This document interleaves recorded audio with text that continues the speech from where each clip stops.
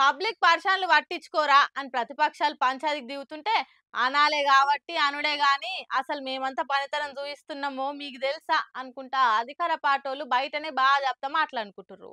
అసొంటిది అసెంబ్లీలో ఉత్తగానే ఊకుంటారా? అగో అట్లా లీడర్ల నడుమ మాటల వార్లు పంచులతోని పంచాలు అవుతుంటే మైక్ కట్ చేసే వరకల్లా గీసొంటి కథ అయింది ఇవాళ.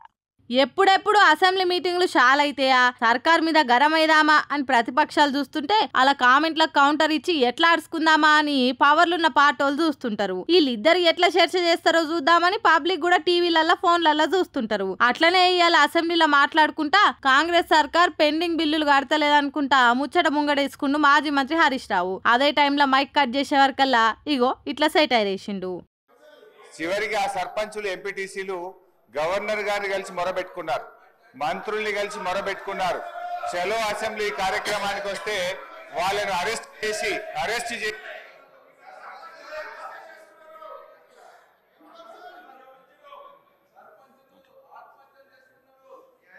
స్పీకర్ సార్ సభను కొంచెం ఆర్డర్లో పెట్టండి. స్పీకర్ సార్ 2 రోజులు మొన్ననే ట్రైనింగ్ ఇచ్చింది, ఇదేనా సార్ ట్రైనింగ్?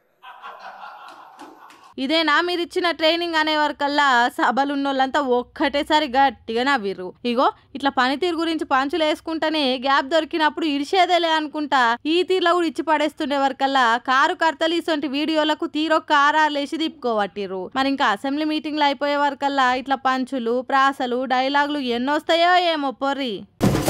వీళ్ళు మనుషులా కాదా? అసలు ఇజ్జతి మనం ఏమన్నా ఉన్నదా? షీ మరీ ఇంత అధ్వానమా? కనిపెంచిన అవ్వ భారమైందా? ఎవరన్నా నింటే మెచ్చుతారా ఇలా పని? ఎవరన్నా గంతగానం తిడుతున్నావు అంటారా? ఇగో ఈ మోతే వాళ్ళని తిట్టేది వాళ్ళు చేసిన పనికి నేనే కాదు మీరు కూడా ఇంకా నాకంటే ఎక్కువనే తిడతారు. అయ్యో ఇదేం గోసరా దేవుడా, ముసల్పానానికి ఎచ్చ లోపట అరల కూసొని బుక్కెడు తినక గిట్ల రోడ్ల మీదకి వచ్చింది అనుకుంటుర్రా? ఏం చేస్తుంది మళ్ళా? కనిపెంచిన పాపానికి కొడుకులు చేసిన కథలు గట్లున్నాయి. ఏమైందన్నా?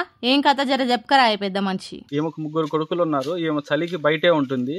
అప్పుడప్పుడు వచ్చి వాళ్ళు పింఛన్ తీసుకొని పోతున్నారు, తీసుకెళ్తున్నారు, మళ్ళీ తీసుకొచ్చి ఊర్లోనే పెడుతున్నారు. ఊర్లో వాళ్ళే భోజనం పెడుతున్నారు. ఇప్పుడు మరీ దారుణంగా ఉంది పరిస్థితి.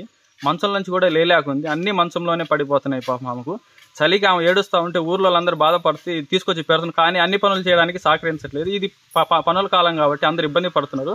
వాళ్ళ పిల్లలు వచ్చి వాళ్ళని తీసుకెళ్లడమా లేదా అధికారులు వాళ్ళ పిల్లలు చెప్పి ఆమెకు సహకరించడం ఏదో ఒకటి చేయాలని మరీ కోరుతున్నాను. ఇన్నరా అవ్వగోస ఎట్లుందో? ప్రకాశం జిల్లా కోమరోలు మండలం వెన్నంపల్లిలుండే ఈ అవ్వ పేరు లక్ష్మమ్మ. ఈమెకు 3 కొడుకులట. ఈ అమ్మ కొడుకులు ఎంత పెద్ద మూతవార్లంటే అమ్మని నడి బజాట్లేసి కానకుట అయ్యిర్రు. పింఛన్ అయితే వచ్చి తీసుకుపోతారంట గాని అవ్వకు బుక్కెడు బువ్వ పెడతందుకు శాతనైతలేదట. సలిల గిట్ల నడి రోడ్డు మీద ఈమెకు ఊరోళ్ళే ఆలకింత బువ్వ పెట్టి ఆదుకుంటురు. అధికారులు గాని పోలీసోళ్ళు గాని అవ్వ కొడుకులకు పిలిచి బుద్ధి చెప్పి పుణ్యం కట్టుకోమని మొరబెట్టుకుంటుర్రు. చూసిరా కనిపెంచిన పాపానికి అవ్వ గోసలు ఎట్లున్నాయో? ఆమెకొచ్చే పింఛన్ కావాలి గాని ఆమెకు బుక్కెడు బువ్వ పెడతందుకు శాతనైతలే. షీ ఏం మనుషులు రా సామి.